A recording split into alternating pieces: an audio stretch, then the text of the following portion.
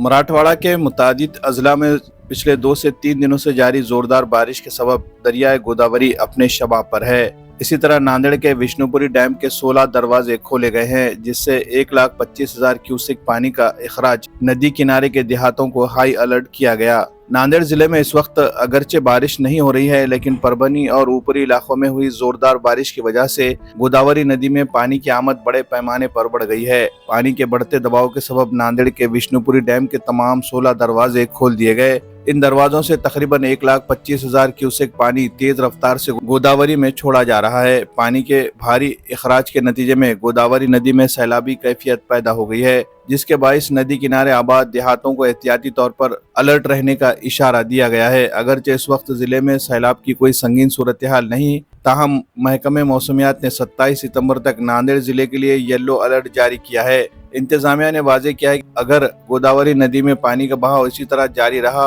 और जिले में मजीद मूसलाधार बारिश या ऊपरी इलाकों में शदीद बारिश हुई तो नांदेड़ और अतराफ में सैलाबी हालात पैदा हो सकते हैं। Bureau report, MCN Urdu news.